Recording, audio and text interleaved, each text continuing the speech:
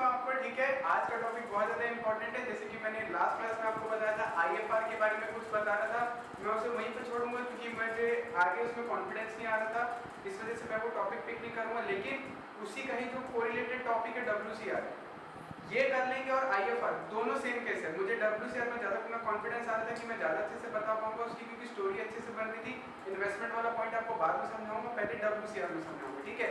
दोनों सेम चीज़ है, दोनों में कोई फर्क नहीं, बस नाम का फर्क है, काम दोनों में वही होने वाला है। तो ठीक है, तो बिना किसी टाइम को बर्बाद करते हैं अपन आज की क्लास को शुरू करते हैं, ठीक है। अच्छा, किसी कोई वीडियो साउंड में कोई प्रॉब्लम तो नहीं है, एक बार बता दो।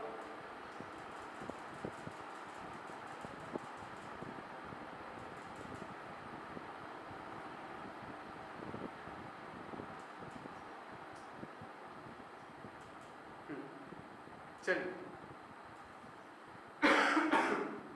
ध्यान से समझना, आज का जो टॉपिक है वो है वर्कमैन कंपनसेशन केसेस। मैंने आपको बताया था कि जो लायबिलिटी में प्रॉफिट होते हैं, एक्यूमुलेटेड प्रॉफिट एंड लॉस, वो कितने प्रकार के होते हैं? 5 प्रकार के। और एसेट्स में कितने प्रकार के होते हैं सर? 3 प्रकार के, ठीक है। नाम आपको याद हो गए होंगे। उसमें से मैंने आपको बताया था कि 2 सबसे इंपॉर्टेंट होते हैं, पहला वर्कमैन कंपनसेशन रिजर्व और इन्वेस्टमेंट फ्लक्चुएशन रिजर्व। इनके साथ कुछ ना केसेस बनते हैं जो आपको देखने हैं, और सारे के सारे केसेस ना लॉजिकल है, बिल्कुल लॉजिकल केसेस हैं। आपको दिमाग बिल्कुल नहीं लगाना, सिर्फ लॉजिक लगाना है, तो लॉजिक के ऊपर काम करेंगे। चलिए, सबसे पहले वर्कमैन कंपनसेशन होता है क्या, उसके बारे में ना कहानी ना जान लेते हैं। आपकी फर्म कुछ ऐसा काम करती है, ऐसा प्रोडक्ट बनाती है, या आपकी फैक्ट्री ऐसी है कि भैया उसमें कुछ ना कुछ वर्कर्स को खतरा होता है, ठीक है। अब आए दिन वर्कर को कुछ ना कुछ तो होते ही रहता होगा। अगर आपकी कंपनी में बहुत हजार्डस काम होता है, जैसे केमिकल का हो गया या फिर रोलिंग मिल वगैरह हो गई, जिसमें बहुत ज्यादा हजार्डस काम होता है, मतलब खतरनाक काम होते हैं, तो उसमें क्या होता है, वर्कर को लगती रहती है। अब जो वर्कर को लगती रहती है, हम आए दिन तो पैसा उसमें से निकालते हैं, हम अपने पॉकेट से पैसा तो निकालते नहीं है, तो हम लोग क्या करते हैं, रिजर्व बना लेते हैं। हम क्या करते हैं, रिजर्व बनाते हैं, जहां पर हम क्या करते हैं, वर्कर की मल्लम पट्टी के लिए या उनकी हॉस्पिटल का, उनके हॉस्पिटल का खर्चा उठाने के लिए हम क्या करते हैं, रिजर्व बना लेते हैं। बिजनेस में सबसे अच्छी प्रैक्टिस ये होती है कि आप जितना ज्यादा हर चीज के लिए रिजर्व बना के रखेंगे, आपको फ्यूचर में उतना ज्यादा कंटीजेंसी से अपना बचे रहेंगे, ठीक है। जैसे कि एग्जांपल दिया था, आपकी गर्लफ्रेंड का बर्थडे आने वाले 3 साल बाद, आपको पता है लॉस होने वाला है आप लोग का, तो आप क्या करते हैं, स्टार्टिंग अभी से ही रिजर्व बनाना स्टार्ट कर देते हैं। आपको पता है कि भैया कुछ ना कुछ हो सकता है, फैक्ट्री में किसी को लग सकती, कुछ हो सकता है, तो हम क्या करते हैं, वर्कमैन कंपनसेशन क्या करके रखते हैं, बना के रखते हैं। वर्कमैन कंपनसेशन रिजर्व हम क्या करके रखते हैं, बना के रखते हैं। सिंपल सा काम है, इजी है। अब कैसा होता है वर्कमैन कंपनसेशन रिजर्व? आपको पता है कि सारे के सारे जो रिजर्व होते हैं वो लायबिलिटी में शो करते हैं, ठीक है। कहां शो करते हैं सर? लायबिलिटी में शो करते हैं आपको, ठीक है, समझ आ गया। तो ये बैलेंस शीट है आपको, ठीक है, मैं क्वेश्चन की एक बैलेंस शीट दिया हुआ मैंने आपको बनाया था, आप लोगों के लिए क्वेश्चन कि WCR है मेरा 10,000 का पड़ा हुआ है, मेरे पास पहले का WCR पड़ा हुआ है, ठीक है। अब उसका मैं क्या करूंगा, उसके कुछ ना केसेस हैं जो अपन लोग अभी ना केसेस को देखेंगे, ठीक है। तो आप लोग भी ये प्लीज उतार लीजिए इतना हिस्सा, और उसके बाद जब मैं आपको ना केसेस बताऊंगा तब अपन केसेस लिखेंगे, ठीक है। बस आप इतना लिखिएगा, इतना लिखना है बस आपको, ठीक है, इतना, बस इतना लिखना। इतना लिखने के बाद आप लिखेंगे कि केस 1, सिर्फ केस 1 लिखेंगे, नो क्लेम ऑन WCR। इतना लिख के मेरे को प्लीज अपना थंब्स अप, हो गया, टाइपिंग बंद, टाइपिंग बंद, टाइपिंग बंद। तो दोस्तों आपको क्वेश्चन आया, आपके सामने क्वेश्चन पेश हुआ, बैलेंस शीट WCR 10,000 रुपए दिया है, ये क्वेश्चन 3 नंबर में आ सकता है, बहुत चांसेस आने का, बहुत साल से नहीं है, इस साल आ सकता है, क्योंकि इस बार कोर्स कम होने वाला है आप लोगों का, तो जो कोर्स कम होने वाला है तो बेटा यहाँ से खींचेगा वो, ठीक है। ये सब छुटपुट क्वेश्चन बनाता है। पहला केस बोलता है नो क्लेम ऑन WCR, इतना अच्छे से काम करा है कि मां कसम किसी वर्कर को लगी नहीं, किसी वर्कर को लगा ही नहीं कुछ भी, तो मेरा वो पैसा बचा है। अब एक चीज याद रखना भैया, एक होता है प्रॉफिट, प्रॉफिट से निकलता है रिजर्व, इसको ना लिख लेना, प्रॉफिट होता है, प्रॉफिट से क्या निकलता है, रिजर्व। याद रखना, बिना प्रॉफिट के आप रिजर्व नहीं बना सकते, ध्यान रखिएगा, प्रॉफिट से निकलता है रिजर्व। अब भैया प्रॉफिट में हक किसका होता है सर? ओनर का। सर ये तो हमको पता है कि प्रॉफिट में हक किसका होता है सर? ओनर का होता है। अब इसका मतलब ध्यान से समझना है, बहुत ध्यान से समझना,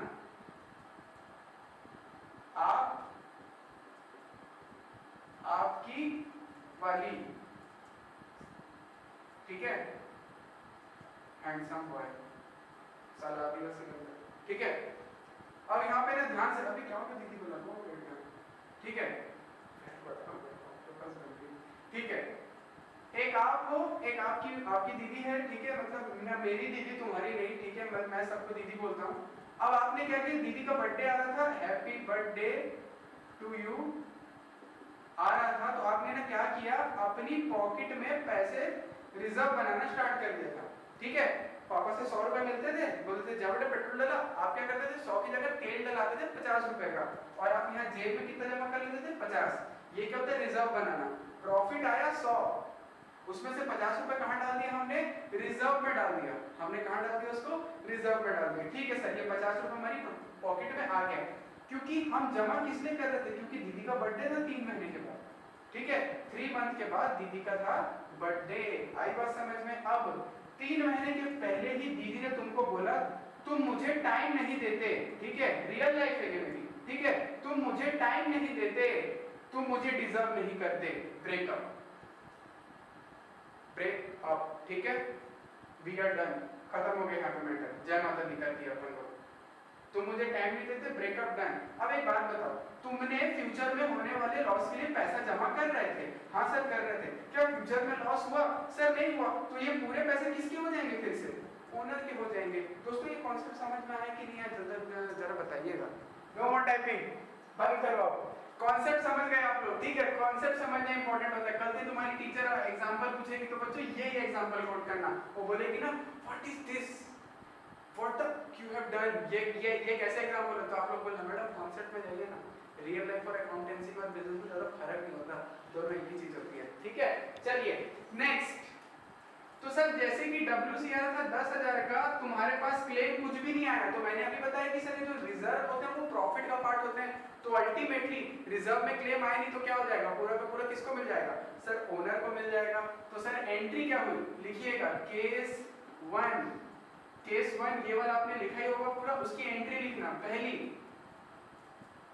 ए debit, sorry my bad, WCR debit to S capital to B's capital, कितना है 10,000, कौन से रेशो में, OPOR, ठीक है, 3:2 में, यानी कि 6,000, 3,000, सॉरी 4,000, ये लो, ठीक है, narration being WCR distributed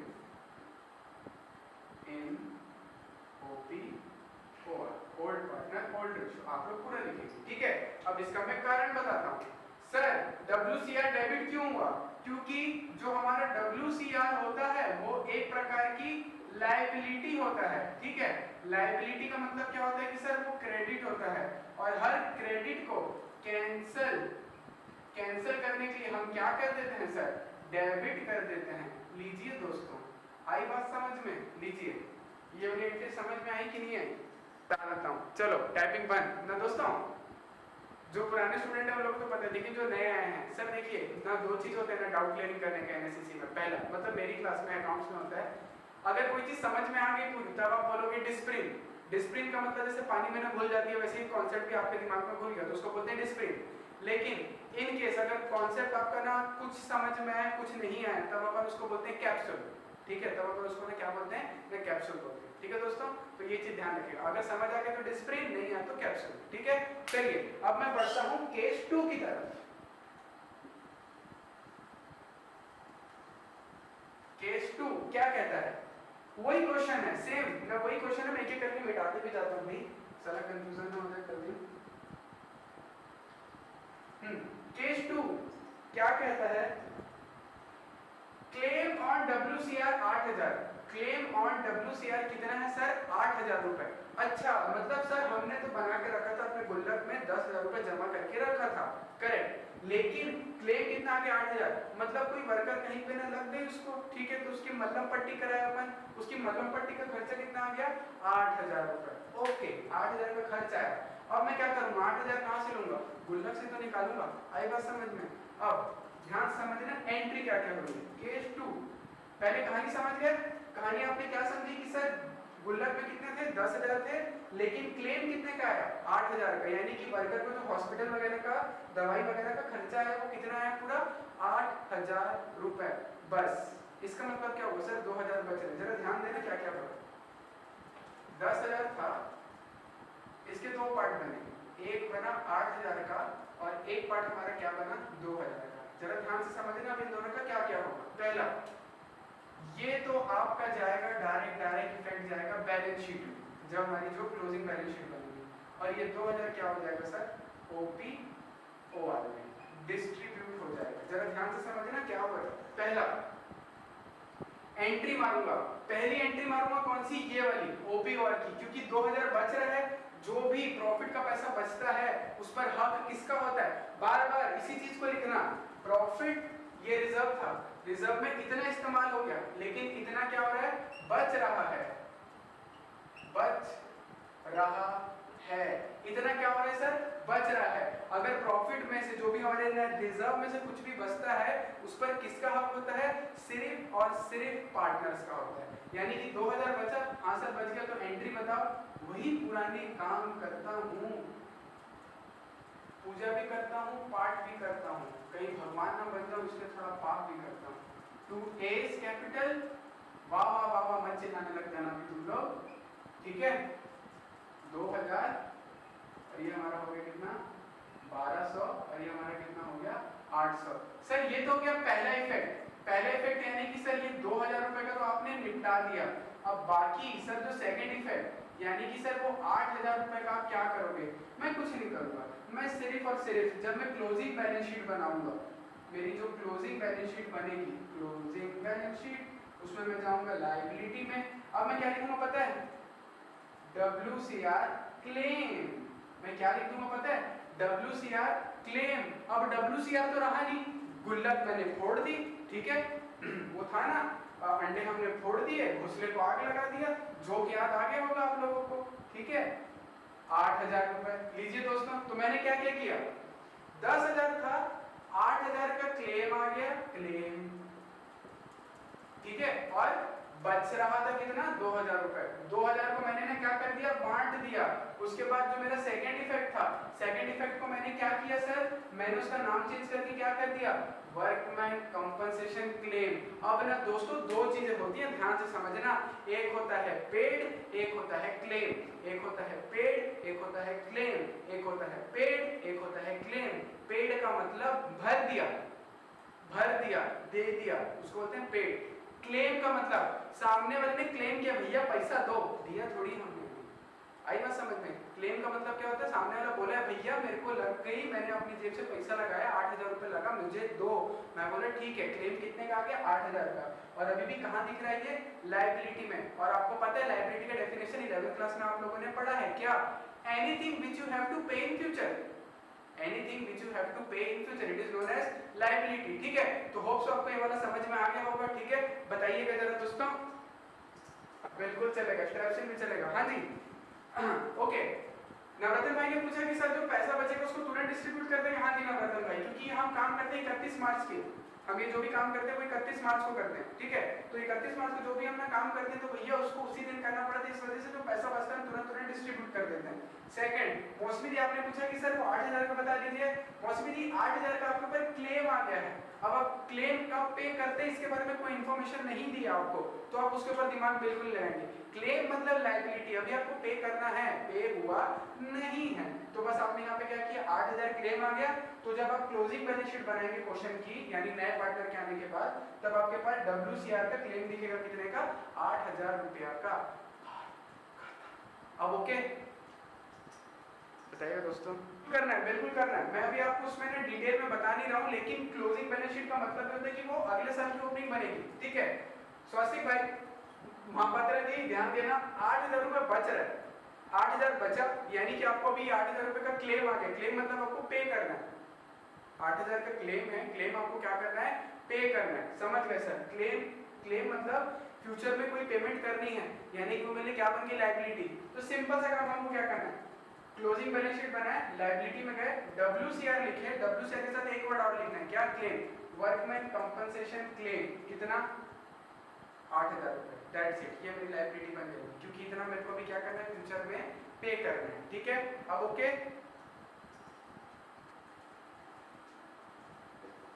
case 3 जो ऋषि भाई ने पूछा था,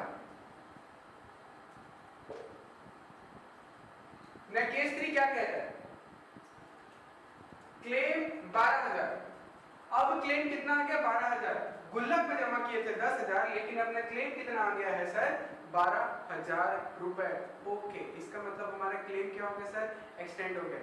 क्या पार्टनर को अब कुछ इसमें से मिलेगा कि नहीं मिलेगा सर, ऑब्वियस सी बात है कुछ भी नहीं मिलने वाला। कारण जेब में हमने ठूस के रखा था 10,000 रुपए, हमने बोला कुछ भी होगा तो ले पैसे मुंह पे मारेंगे, ठीक है, लेकिन कांड हो गया, खर्चे लग गए ज्यादा, ठीक है, वो रामकृष्ण हॉस्पिटल में चले गए, ठीक है, कांड हो गया यहाँ पे, तो भैया बिल ज्यादा का बन गया, कितने का बन गया 12,000 रुपए का। अच्छा सर जेब में है 10,000, बिल आ गया 12,000, यानी आपका 2,000 का हो गया है लॉस। अब इस लॉस का हम लोग क्या करेंगे दोस्तों, बहुत सिंपल, एकदम तुम बोलोगे बस, तो इसमें अपन देखते हैं केस 3, बहुत ध्यान समझना सर। जेब में थे 10,000, क्लेम आ गया कितना 12,000 का, जेब में 10,000 पड़े थे, वर्कर मेरे पास मलहम पट्टी कराता है, ऐसे पहुंचा, बोला मालिक 12,000 का खर्चा मालिक मेरे बहुत जोर से लग गई। हम बोले ठीक है तुम टेंशन मत लो। अब क्लेम है 12,000 का और जेब में है 10,000, यानी कि सर मुझे लॉस हो रहा है 2,000 का, मेरी लायबिलिटी 2,000 से बढ़ रही है सर, लायबिलिटी बढ़ रही है, लायबिलिटी बढ़ रही है, ओ revaluation debited to workman compensation reserve 2,000 पहाड़ों के ऊपर जंगल के पार, चलो सॉरी मैं फ्लो में आ गया, ठीक है। अब इसका सेकंड इफेक्ट कैसे करेंगे, फिर से बैलेंस शीट में जाएंगे, लायबिलिटी में गए, वर्कमैन कंपनसेशन क्लेम, अब मैं कितना लिख दूंगा सर 12,000 रुपए, बात खत्म, वर्कमैन कंपनसेशन क्लेम, ये लो बात खत्म हो गई आपकी यहाँ पर। ओके चलो मैं एक और बार बता रहा हूँ, एक और बार क्लियर करते हैं अपन दोस्तों। हमारे पास वर्कमैन कंपनसेशन का रिजर्व पड़ा था 10,000 का, लेकिन मेरे पास क्लेम आ गया 12,000 का, तो सर हमको एक चीज दिख रही है कि सर हमारी जो फ्यूचर लायबिलिटी है वो कितने से इंक्रीज कर रही है, 2,000 रुपए से लायबिलिटी इंक्रीज करने वाली है, क्योंकि क्लेम कितना है 12,000 का, 10,000 तो मैं इससे ले लूंगा, लेकिन फिर भी 2,000 की कमी आ रही है, यानी मेरी लायबिलिटी क्या कर रही है अब इंक्रीज कर रही है। हाँ सर, तो जब भी लायबिलिटी इंक्रीज करती है आपको पता है वो कहाँ जाता है हमेशा, रिवैल्यूएशन अकाउंट में, तो जब भी लॉस होता है तो क्योंकि लायबिलिटी जब भी बढ़ती तो वो लॉस कहलाता है, तो सर रिवैल्यूएशन अकाउंट डेबिटेड कितना 2,000 और मेरी लायबिलिटी वर्कमैन कंपनसेशन क्लेम कितना आ गया 2,000 रुपए, बात खत्म, ठीक है। अब मुझे फ्यूचर में पे करना है कितना 12,000 रुपए, ये रहा लायबिलिटी वर्कमैन कंपनसेशन क्लेम कितना 12,000 रुपए, बात खत्म, 2,000 का लॉस बढ़ गया और मैंने 10,000 वो प्लस 2,000 नया ऐड करके यहाँ पे कितना दिखा दिया 12,000 रुपए। अब बताइए दोस्तों समझ में आया कि नहीं आया आपको। ओके, इसके पीछे भी कारण मैं बता चुका हूँ, पहले मैं ऋषि का डाउट क्लियर करता हूँ। ऋषि भाई बार बार बोल रहा हूँ, आपने कहा कि सर सिर्फ 2K की एंट्री क्यों नहीं आ रही, यानी 2,000 की एंट्री क्यों नहीं आ रही, 10,000 तो हमारे पास ऑलरेडी था और वो 12,000 की बात हो गई। भाई मेरे पास क्लेम आया 12,000 का, मेरी जेब में पड़ा था 10,000, ठीक है, मैं क्लेम तो कितने लिखूंगा 12,000 ही लिखूंगा, ठीक है, 2,000 एक्स्ट्रा कहाँ से लेके आऊंगा, रिबल से ले आया मैं 2,000 रुपए, 10,000 मेरे पास पहले से पड़ा था। और वैभव आपका डाउट, हम रिजर्व इसलिए नहीं रखते हैं क्योंकि जब नया पार्टनर आ जाएगा तो वो भी इसमें हिस्सा मांगने लग जाएगा बिना पैसा डाले, इस वजह से हम क्या कर देते हैं, बचता है तो पूरा का पूरा उसको बांट देते हैं, दैट्स इट, ये हमारा उसके पीछे का लॉजिक होता है, ठीक है। चलिए आगे बढ़ते हैं, केस नंबर 4 की तरफ बढ़ते हैं दोस्तों।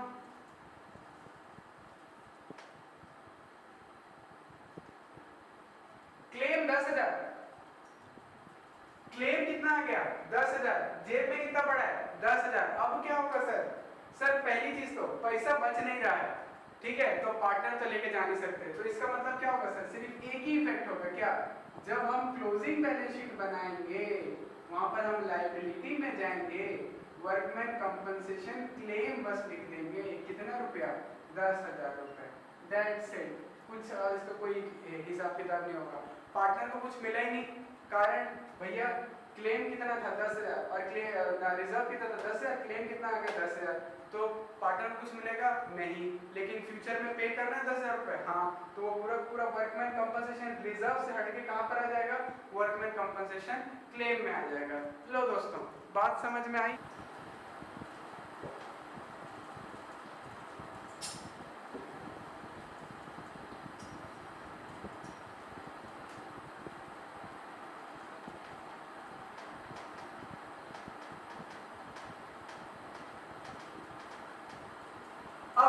पास लाइन है कि sir WCR to be created 10,000। WCR मुझे बनाना है, पहले से नहीं है, पहले से नहीं है, मुझे क्रिएट करना है, नया बनाना है, नया धंधा है, नया मेरे को रिजर्व बनाना है उसमें। तो अब मैं क्या करूंगा, सीधी सी बात है, WCR क्या होता है सर, आपकी लायबिलिटी। लायबिलिटी बढ़ रही है, लायबिलिटी बढ़ रही तो आपके लिए क्या होगा sir, entry reval debit to WCR 10,000 10,000। ठीक है दोस्तों, बात खत्म यहाँ पे। और इसका सेकंड इफेक्ट कहाँ जाएगा, जब हम क्लोजिंग बैलेंस शीट बना रहे होंगे तब हम जाएंगे लायबिलिटी में और वहां पर हम लिखेंगे WCR कितना, 10,000 10,000। ये केस अलग है, जो मैंने अभी पिछले अपन 4 केस की उससे अलग है। इसमें हम WCR को क्रिएट कर रहे हैं, हमारे पास पिछली बैलेंस शीट में यानी ओल्ड बैलेंस शीट में कुछ भी नहीं है, हमने एक न्यू लायबिलिटी क्रिएट करी। तो जब भी लायबिलिटी क्रिएट होती है आपको पता है कि सर वो लॉस होता है, लॉस होता है तो रिवेल अकाउंट डेबिटेड 10,000 टू WCR। ये हमारी सर लायबिलिटी क्रिएट हो गई, यहाँ पर एक न्यू लायबिलिटी क्रिएट हो गई। अब इसका क्लोजिंग बैलेंस शीट में इफेक्ट क्या है, WCR 10,000, ये हमारा इफेक्ट होता है यहाँ पे कंप्लीट। अब आप लोगों के दिमाग में डाउट क्या रहा कि सर आपने इसको डिस्ट्रीब्यूट क्यों नहीं किया, आपने इसको डिस्ट्रीब्यूट क्यों नहीं किया। एक चीज बहुत इंपॉर्टेंट है, उसको ना लिख लो, एक चीज बहुत इंपॉर्टेंट है ना, लिख लो, WCR will be only distributed when it is present in old balance sheet, when it is present in old balance sheet। यानी कि अगर नया नया WCR बना है तो हम उसको डिस्ट्रीब्यूट नहीं कर सकते, यानी कि हमारे पास पुराना WCR अगर कुछ होगा तभी हम उसको क्या कर सकते हैं, डिस्ट्रीब्यूट कर सकते हैं अकॉर्डिंग टू केस, जो हमने अभी 4 केस देखे। ठीक है दोस्तों, ये वाली चीज है, समझ में आई कि नहीं आई। ओके शांतनु भाई, फिर से WCR क्रिएट हुआ 10,000 का, तो मेरी लायबिलिटी क्रिएट हुई, तो इस वजह से रिवेल डेबिट टू WCR, पहला चीज। सेकंड इफेक्ट इसका, क्लोजिंग बैलेंस शीट में मेरी लायबिलिटी दिखेगी 10,000 की, खत्म काम। मैंने ये क्या लिखा कि सर आपने इस 10,000 को डिस्ट्रीब्यूट क्यों नहीं किया, कारण WCR सिर्फ तभी डिस्ट्रीब्यूट होगा जब वो पुरानी बैलेंस शीट में प्रेजेंट हो। पुरानी बैलेंस शीट मतलब ये वाली जो हमारे पास क्वेश्चन के ऊपर दी रहती है, ओल्ड बैलेंस शीट, जिसे हम ओपनिंग बैलेंस शीट भी कहते हैं, उसमें दिया हुआ है तभी बढ़ेगा विद 4 केसेस के साथ। वो 4 केसेस में कोई भी एक केस लगेगा, पैसा बच रहा तो बढ़ेगा, नहीं बच रहा तो कुछ नहीं होगा। ठीक है, लीजिए, आई बात समझ में। अभी मेरे को आपको इसमें IFR के बारे में बताना है, ठीक है, तो थोड़ा सा इंतजार करें। सेम चीज है, बिल्कुल बिल्कुल सेम चीज है, एज इट इज सेम है, कोई भी चीज नहीं है इसमें।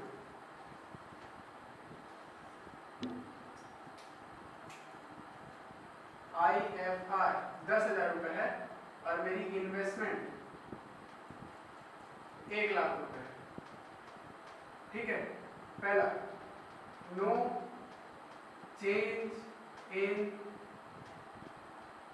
Investment value. तो दोस्तों इन्वेस्टमेंट की वैल्यू में कोई भी चेंज नहीं है, इन्वेस्टमेंट की वैल्यू 1 लाख रुपए है। ठीक है, दिख रहा है What is this going on? Oh my God, कल से सिर्फ 50 बच्चों को एंट्री मिलेगी। कल जब भी लाइव क्लास चालू करते हैं उसमें होता है कि कितने बच्चों को एंट्री होगी, तो कल से याद रखना सिर्फ और सिर्फ 50 बच्चों की एंट्री, सिर्फ जो ज्वाइन कर लिया न कर लिया, जो नहीं किया उसको एंट्री नहीं मिलेगी। तो बस ओनली 50 लोग, ओनली 50। ठीक है, ये एकदम मैं एकदम स्ट्रिक्टली बोल दिया, नेक्स्ट क्लास में सिर्फ 50 लोगों की एंट्री, सिर्फ और सिर्फ। और वो कौन 50 है नहीं पता। ठीक है, 80 लोग हैं, 85 लोग हैं ना ग्रुप में, सिर्फ 50 लोग को एंट्री मिलेगी। भैया जैसी लाइव है फटाफट एंट्री कर लेना, अदरवाइज तुमको एंट्री नहीं मिलने वाली। चलिए दोस्तों शुरू करते हैं। पहला, इन्वेस्टमेंट की वैल्यू में कोई भी चेंज नहीं है, यानी कि इन्वेस्टमेंट 1 लाख रुपए। ओके सर, यानी कि IFR, अगेन IFR क्या होता है सर, इन्वेस्टमेंट फ्लक्चुएशन रिजर्व। ओ रिजर्व मतलब सर क्या होता है, प्रॉफिट होता है, और प्रॉफिट में हक किसका होता है सर, ओनर का होता है। यानी कि अगर कोई क्लेम नहीं है तो ओनर क्या कर लेगा, इस रिजर्व में अपना हक जमा लेगा। तो सीधी सी बात है, IFR खत्म, IFR debited to A to B, कौन से रेशियो में, OP OR, पूरा का पूरा 10,000, क्योंकि किसी भी प्रकार प्रकार का आपकी इन्वेस्टमेंट में फ्लक्चुएशन नहीं आया है, तो इस वजह से आईएफआर का यूज हुआ ही नहीं। सेम जैसा कि हमारा क्या होता है सर, डब्ल्यूसीआर का केस था, एज इट इज वही चीज हो रही है, ठीक है। सेकंड चीज यहां पर second case, investment market value 90,000, 90 भी रखते हैं, 95। इन्वेस्टमेंट की मार्केट वैल्यू कितनी हो रखी है सर अब 95,000, यानी कि क्या हो गया, वैल्यू गिर गई। हाँ सर वैल्यू तो गिर गई। अब अपन क्या करेंगे, जरा ध्यान से समझना। पहला चीज, आईएफआर कितना पड़ा था, 10,000 रुपए पड़ा था मेरे पास, उसमें से लॉस कितना हो गया 5,000 का। सेम वर्कमैन कंपनसेशन जैसा है, अब इसमें क्या हो गया, क्लेम आ गया कितने का 5,000 रुपए का। सेम इसमें भी क्या हो गया, इन्वेस्टमेंट फ्लक्चुएशन रिजर्व में भी क्या आ गया, क्लेम आ गया कितने रुपए का 5,000 का। 5,000 अभी भी बच रहा है, कैसे सर, 10,000 का आईएफआर था, उसमें से 5,000 तो हमने क्या कर लिया, जो वैल्यू कम हुई, जो लॉस हुआ इन्वेस्टमेंट का, उससे हमने क्या कर लिया, रिकवर कर लिया। और बाकी बचा 5,000, इसको हमने ना क्या किया सर, वेरी सिंपल, डिस्ट्रीब्यूट कर लिया सर। तो हमारे पास इस क्या एंट्री हो जाएगी sir, IFR debited to A to B, कितना, सिर्फ और सिर्फ 5,000 रुपया, यानी कि यहाँ पे आएगा 3,000 और यहाँ पर आएगा 2,000। इसका सेकेंड इफेक्ट आपका कहाँ जाएगा सर, बैलेंस शीट में। बैलेंस शीट में यहाँ पे लायबिलिटी में आईएफआर नाम की कोई भी चीज आएगी ही नहीं, क्योंकि आपने क्या कर लिया, पूरा का पूरा उसे यूटिलाइज कर लिया। कैसे, 5,000 रुपए ना लॉस में कन्वर्ट कर लिया और 5,000 रुपए को आपने डिस्ट्रीब्यूट कर दिया। दोस्तों ये वाली चीज समझ में आई कि नहीं है?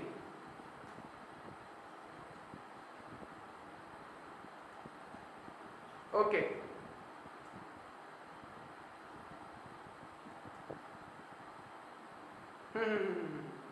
ओके, डन डन डन, कोई नहीं, फिर से कर स्लो, अभी इसमें थोड़ा स्लो जाता हूँ, थोड़ा स्लो करता हूँ, ठीक है।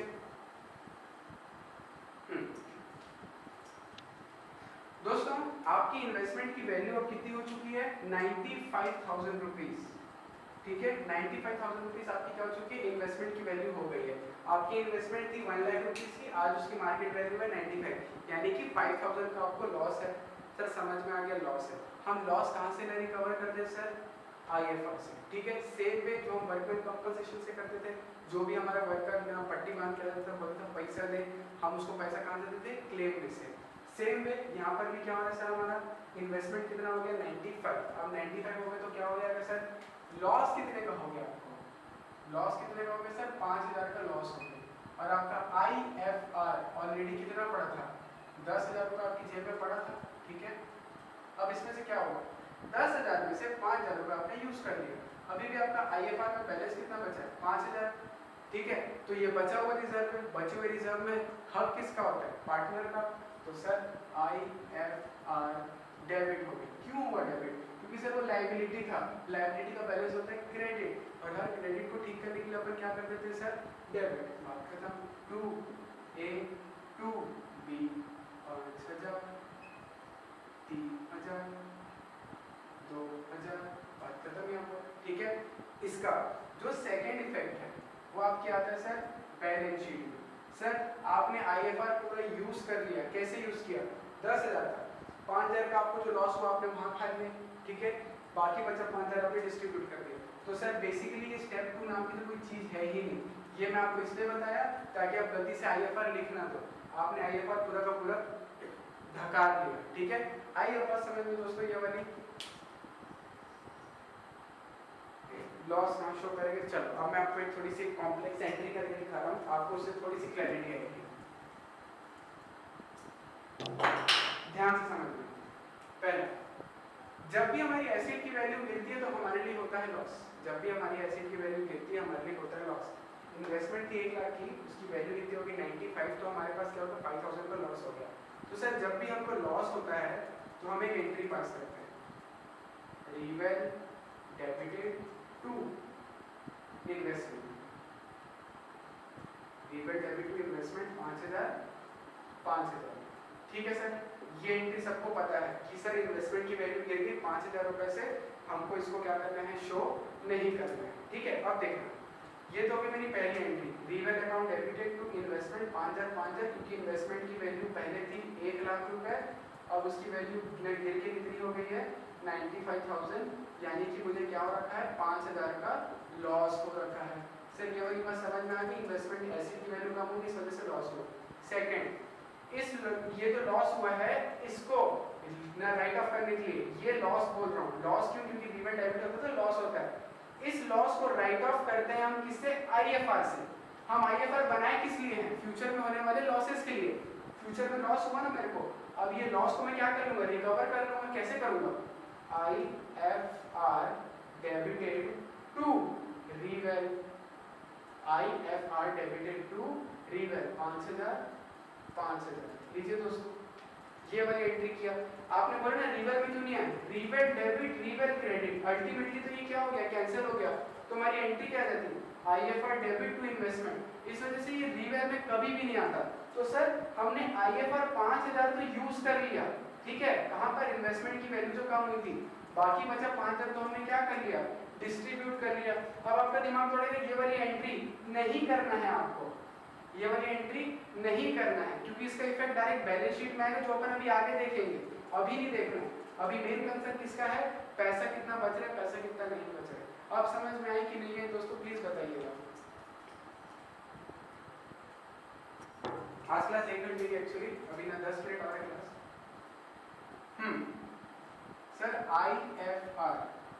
आईएफआर का सबसे पहले ना दिमाग में मतलब आईएफआर का मतलब होता है इन्वेस्टमेंट फ्लक्चुएशन रिजर्व। इन्वेस्टमेंट की वैल्यू जब भी फ्लक्चुएट करेगी तब हम लोग ना क्या करते हैं सर, इससे वो लॉस को रिकवर कर लेते हैं। बेसिकली आप शेयर मार्केट में पैसा लगाते हैं तब आपको क्या होता है, शेयर कभी ऊपर कभी नीचे जाता है, ये वाली चीज होती है, ठीक है। तो जब भी शेयर आपका ऊपर नीचे जाता है, ऊपर के तो ठीक, नीचे के तो लॉस हुआ, वो लॉस को आप कहाँ से लेंगे सर, आईएफआर से। वही फ्यूचर लॉस, गर्लफ्रेंड का बर्थडे, वही वाला काम है, ठीक है। इसका भी सेम टू सेम फ्यूचर में लॉस होगा तो हम यहाँ से भी ला लेंगे, ठीक है। अब फ्यूचर में आपको लॉस हुआ, हाँ सर हो गया, कैसे, इन्वेस्टमेंट थी 95 की, इन्वेस्टमेंट थी 1 लाख की, और आपकी मार्केट वैल्यू रह गई उसकी सिर्फ और सिर्फ 95, यानी कि 5,000 का शुद्ध आपको क्या हो रखा है, लॉस हो रखा है, ठीक है सर। आईएफआर जेब में पड़ा होगा 10,000 रुपये, उसमें से मैंने क्या किया, 5,000 का जो मुझे लॉस हुआ, जो इन्वेस्टमेंट की वैल्यू फ्लक्चुएट करी, मैंने उसको वहां से क्या कर लिया, यूटिलाइज किया। इसको यूटिलाइज कैसे किया, बहुत ध्यान से समझिए। पहला, जब भी मेरी एसेट की वैल्यू कम होती है तब मैं क्या करता हूँ, एंट्री मारता हूँ रीवेल डेबिट टू इन्वेस्टमेंट। मेरी कितने से कम हो गई है सर, 5,000 से, 5,000 से वैल्यू कम हो गई।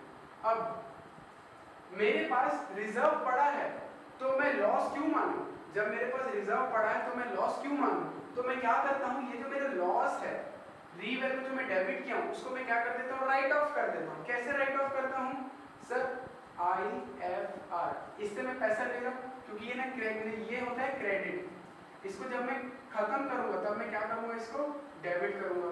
तो लीजिए सर, आईएफआर आपका हो गया डेबिट टू, क्या हो जाएगा, रीवेल, कितना 5,000, और ये भी कितना हो गया 5,000।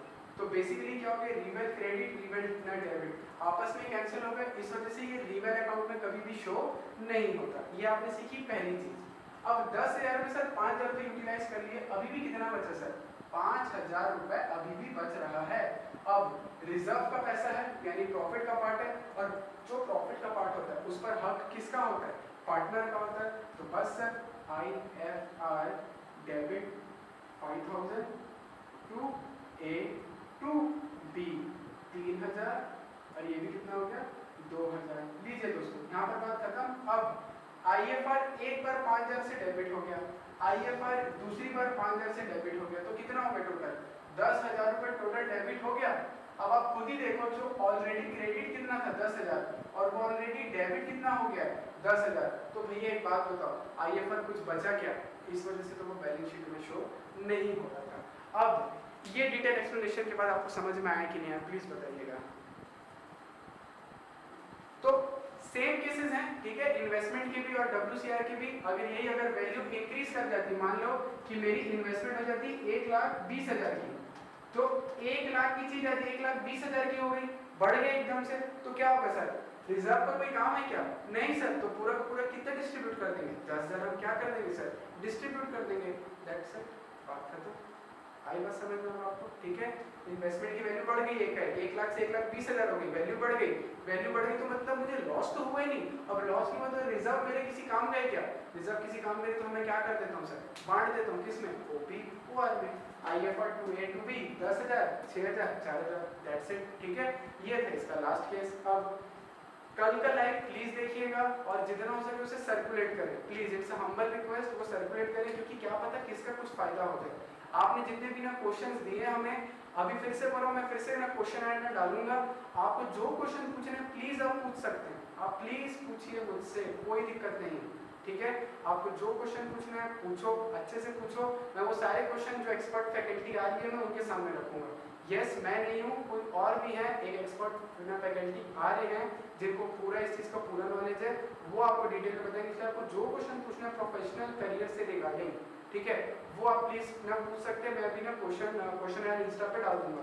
ठीक है दोस्तों, तो आज की क्लास बस मैं इतना ही रखता हूँ। ठीक है, होप सो आज की क्लास में आपको मजा आया होगा और आपको समझ में आई होगी ना चीजें, क्योंकि अगली शीट थोड़ी सी टेक्निकल है तो थोड़ा सा उसे ध्यान से बनाएंगे।